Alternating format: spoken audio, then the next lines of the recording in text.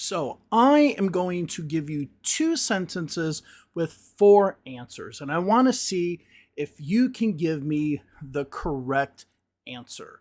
Here we go. I haven't any questions. I don't have any questions.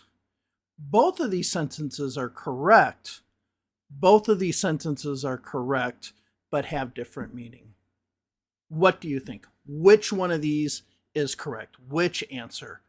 If you said the first one, I haven't any questions, as far as grammatics, you are technically wrong. The only correct answer here is the second one. I don't have any questions. And today, we're going to talk about this verb have, and when you use haven't and don't have. And this should be very easy for you to learn. So we're going to look at the two differences and then talk about those more. Hi, my name is Dave. Welcome to JustSayItEnglish.com. I'm an American English teacher trying to help as many people throughout the world learn about American English. And if you're interested in taking one-on-one lessons with me, go down to the description, click the link to my website, register, and I'll be more than happy to help you with your English learning journey. So today we're going to talk about this difference between haven't and don't have, and which situation you use them in. Now, if you're an intermediate learner, you probably already know what a stative verb is and a helping verb. And we can call it auxiliary verb, but we're going to use the word helping because I think this will explain how the function is a little bit more. So let's go ahead and look at this word have.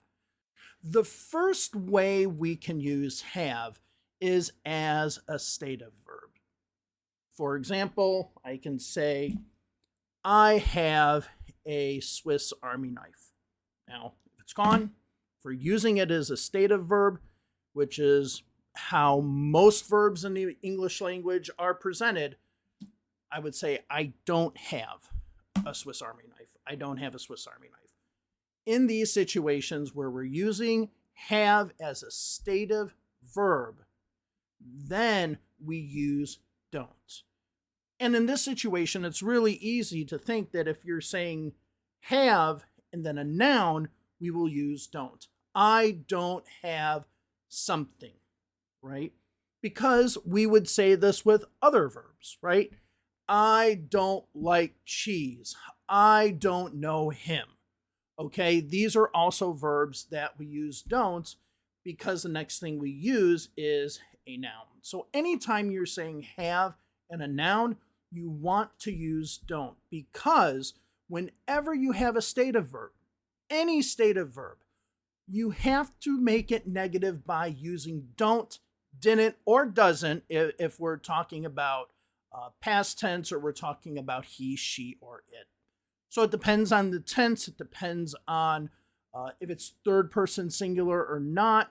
But in these situations, you want to know if you have a verb, you want to make it negative, followed by a noun, we will use don't 100% of the time. Now, if we're using have to be as a helping verb, and when we use have as a helping verb, we're using this in a perfect tense. Present perfect continuous, past perfect continuous. In those situations, then we use haven't or hadn't or hasn't. This is when we actually use those tenses. So we don't use don't have. For example, I can say, I haven't fixed the car yet. I haven't fixed the car yet. We wouldn't say, I don't have fixed the car yet. That would be absolutely incorrect English. And you probably notice that. You probably say, that doesn't sound right with the tense. And that's absolutely true. It doesn't sound right with the tense.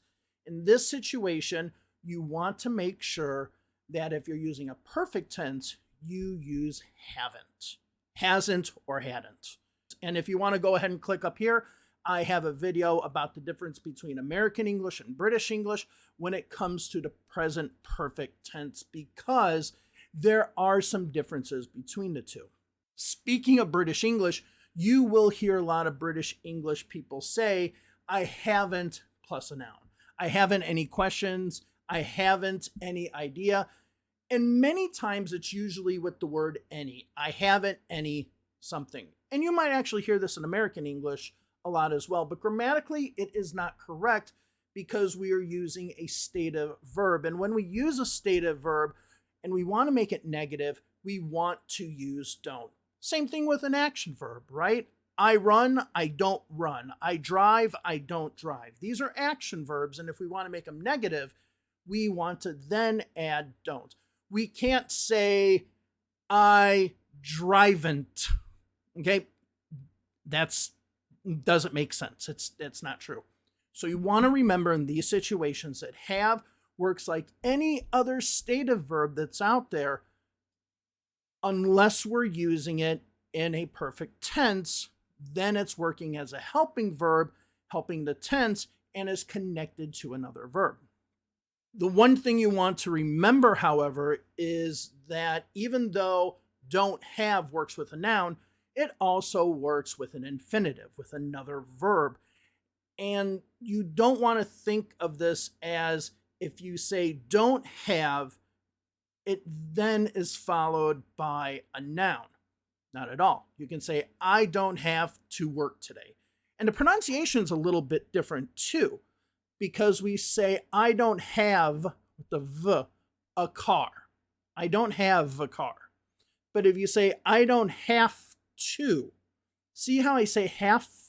I make an F sound instead of a V sound. I have a car. I don't have to work today. If we're adding an infinitive after have, we actually say it as half. Why?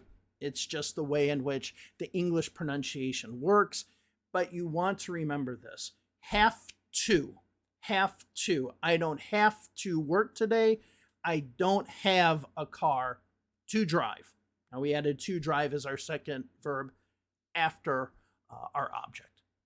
But this is all. This is all you need to know as far as do you use haven't or don't have.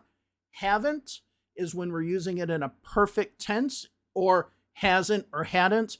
And don't have is when we use it in the way in which a stative verb is used.